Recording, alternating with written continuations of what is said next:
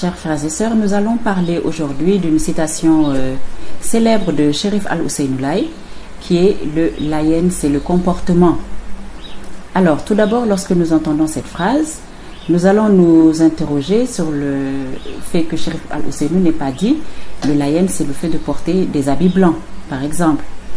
Ou bien, le layen, c'est le fait de croire en Baïlaï, en la prophétie, au retour de Sayyidina Limamoulaye alayhi salatu wassalam et de Sayyidina Issa Rouhoulaye. Mon premier réflexe est de me demander ce qu'est le bon comportement. Qu'est-ce que le bon comportement? Parce qu'il faut tout d'abord le définir avant de pouvoir s'y conformer. Alors, le bon comportement, nous pouvons dire que c'est une attitude que l'on peut avoir en tout temps, en tout lieu, et sans craindre de réprimande de rien ni de personne. Donc, c'est-à-dire, c'est l'attitude que je peux avoir chez le président de la République, que je peux avoir chez une autre catégorie sociale, chez moi, chez mon voisin, sans avoir peur qu'il me critique ou sans avoir peur qu'il ait une autre opinion, une opinion négative de moi. Alors, une fois que nous sommes fixes sur le bon comportement, sur ce qu'est le bon comportement, il faudra qu'on s'interroge sur l'utilité du bon comportement. Quelle est son utilité? Alors, je distingue que d'une part, c'est un comportement qui nous permet de nous distinguer parce que nous sommes dans un monde de mixité, un monde qui est très mélangé, dans lequel on ne peut pas s'attendre qu'à un endroit il y ait telle ou telle race, qu'à un endroit il y ait du bien, à un autre qu'il y ait du mal, etc. Il n'y a pas de clivage, ce n'est plus un monde manichéen, c'est un monde mixte, mélangé, et donc la première utilité que je vois à ce bon comportement, c'est qu'il va nous permettre de nous placer au-dessus du lot. Il va nous permettre de nous distinguer. Et toute la vie est faite de choix. Qu'est-ce que nous-mêmes nous faisons ou bien que d'autres personnes portent sur nous.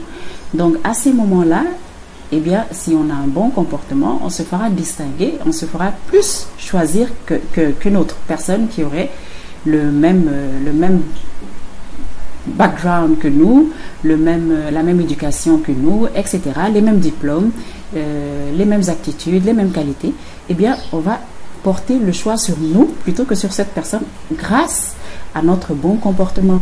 Il peut s'agir de mariage, lorsqu'on est prétendant au mariage, on sera plus distingué, on sera plus choisi, susceptible d'être choisi que quelqu'un d'autre. Lorsqu'on recherche un emploi, on sera plus susceptible d'être choisi qu'un autre.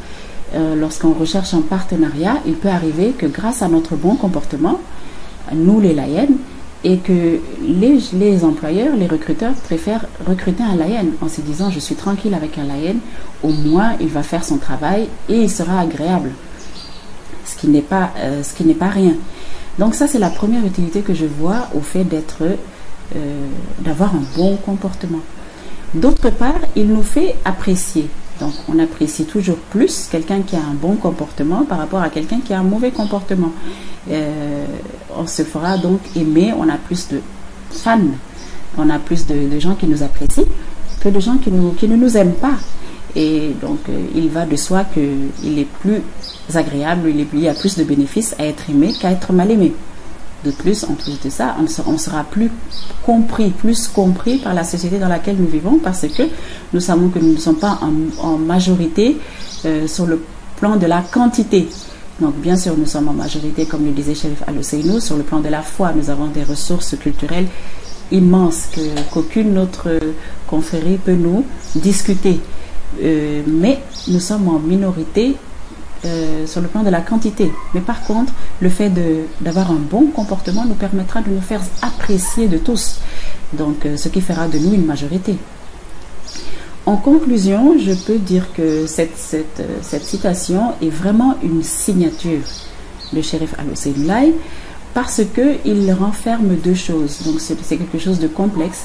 Il renferme à la fois une arme, parce que quand Cherif Al-Husseinoulaye nous dit être layen, c'est le bon comportement, eh bien, si nous avons ce bon comportement, nous sommes victorieux sur tout le monde, nous sommes choisis au-dessus de tout le monde, et ça, c'est quand même agréable, ma foi. Donc, c'est une arme contre les vicissitudes de la vie, et c'est également un cadeau, parce que le fait d'être aimé, apprécié de tous est un cadeau.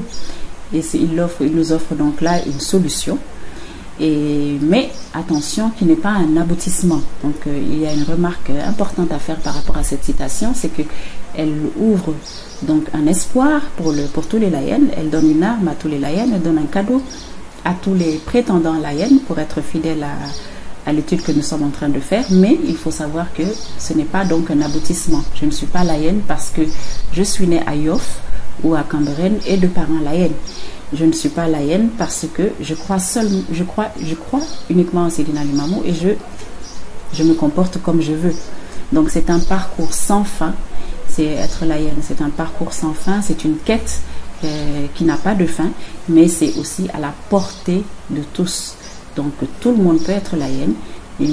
On n'a pas besoin pour cela de venir au Sénégal, de rencontrer Khalifatul Muslimin Doudou Makhtar, d'avoir des habits blancs, de parler Wolof ou de côtoyer un Layène pour être un Layène.